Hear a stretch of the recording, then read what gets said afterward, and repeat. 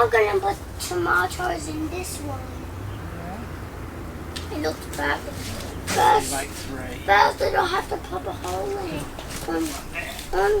The girl world movie that she teaches us how to make one. First put a hole in it, then put the seed in, then it will grow. Yeah. Why that? That's what me are doing. Got me a putting soil in it. Gonna make all of them soft, Daddy. We'll leave that.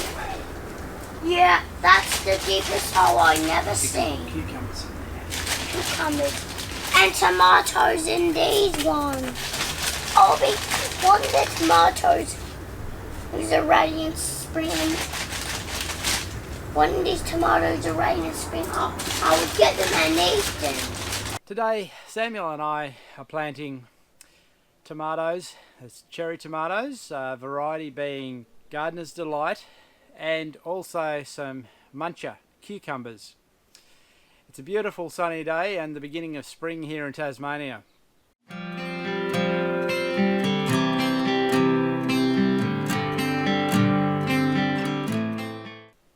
Now, about 3 weeks ago, I set out to condition these straw bales, and because a few people have suggested that using blood and bone to actually condition bales as I have traditionally could become a little bit expensive, I thought I'd have a go at conditioning these bales for free.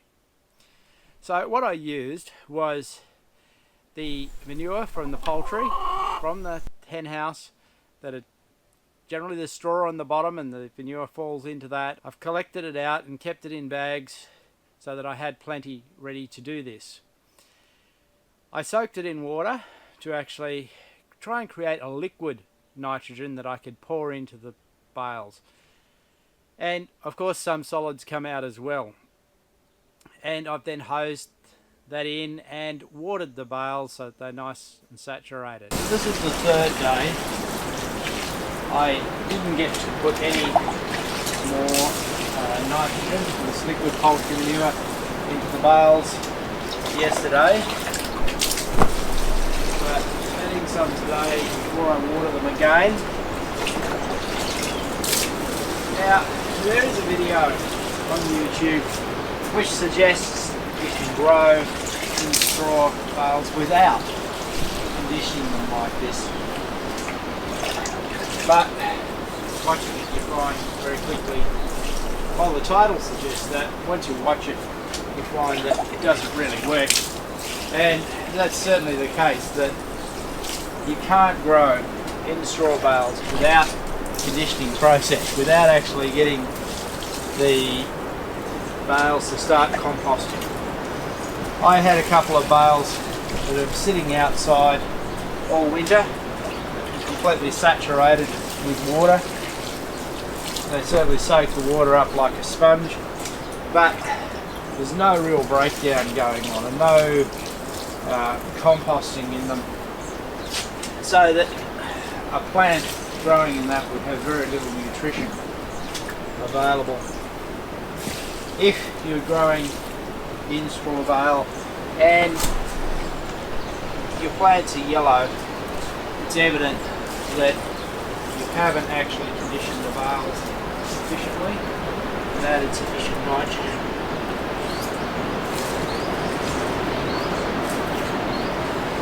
Of course, you can grow on straw bales without conditioning them. Some people do this. They actually simply put a lot of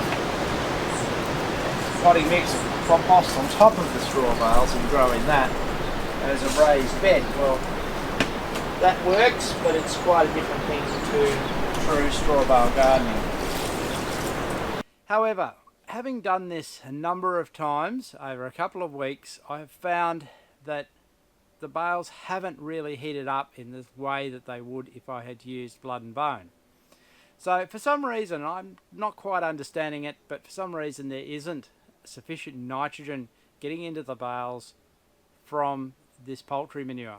I would have expected this to work, but maybe that it hasn't penetrated in, or maybe the fact that sitting in the hen house with straw, it has already released some of that nitrogen and started some composting process. But the season is moving on and I can't continue to try this, so I in the end have resorted to using some nitrogen fertilizer into the bales to try and generate some heat, because I'm hoping for the heat from within the bales to assist the germination of these seeds that we're planting today. In the past, when I have planted earlier than this, because I'm running rather late in the season, I found very quick germination because of the heat generated within the bales when they're composting.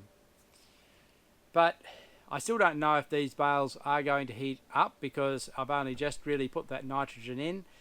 But I can't really wait. I've got to get those seeds in now, and the weather is warming anyway, so really we should get some germination happening regardless of the heat within the bales. I'm fairly confident that eventually the bales will begin to compost after the amount of poultry manure that I've actually put into them. So can you condition straw bales for free? I think you can. I think that the main thing is to look for free sources of nitrogen. Poultry manure should be, but I think maybe not where you've actually had straw already that it's mixed in with, and get it as fresh as you can. But ultimately, I think that using blood and bone as the conditioning element really isn't that expensive. The blood and bone, as I demonstrated in the video I did about the costing of straw bale, really is only about a third of the total cost, depending of course on what you're actually paying for your straw. So to me that isn't a big factor. So I probably will continue to utilize blood and bone in the future as my conditioning element. Now it is important not just to put nitrogen in, it really is important to try and add some complete nutrition so that you have the calcium that you need there and you have the phosphorus that you need there.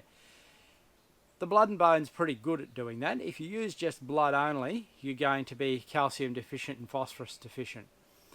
So something that is more complete is a really good thing to add, even if you're doing it chemically and just adding a chemical source nitrogen. You still need to look at adding those other nutrients so that your plants have what they need, until of course they get their roots down into the soil and find more. That's good, Samuel. What do we need to do, Samuel, now that we've actually water it! Water them, yes, that's right. So we need a hose, don't we? That's the hose! I'm the door locked! Well, no. I'll get wait this. a minute, we might change. We can put this one on. Okay, it's on? Yeah. You're going to water it for me? Can I water it? Because I'm better. Right. Not too much. It's not going to take much, Samuel. Just a little bit. Go on to the next one. Yep.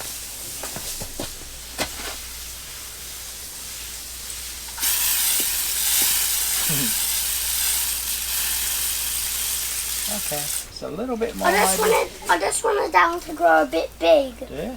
So with getting these seeds in, we now look forward to again another crop of the cherry tomatoes and cucumbers, and we'll look forward to enjoying those in the summer.